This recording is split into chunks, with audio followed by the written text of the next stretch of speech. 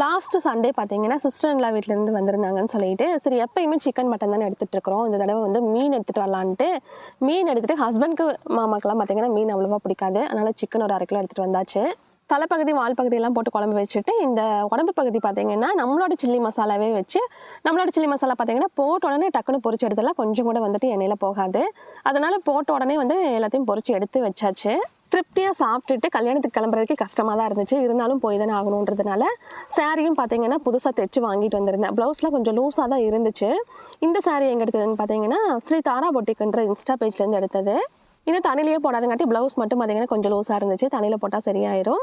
ஓகேன்னு டக்குன்னு மடிப்பெல்லாம் எடுத்து கட்டிட்டு மடிப்பு எடுக்கிறதுக்கு பார்த்தீங்கன்னா சூப்பராக வந்துருச்சு. சாரி ஃபுல்லாக பேஸ் பார்த்தீங்கன்னா கிரே கலரு. ஆனால் உள்ள பிரிண்ட் எல்லாமே பார்த்தீங்கன்னா பயங்கர கலர்ஃபுல்லாக அட்டகாசமாக இருந்துச்சு. அதுவும் யானை கலரில் யானை படம் போட்டது. ப்ளவுஸும் கான்ட்ராஸ்ட் வந்தங்காட்டி நல்லா எடுப்பாக இருந்துச்சு. விலையும் கம்மி தான், செக் பண்ணி பாருங்க.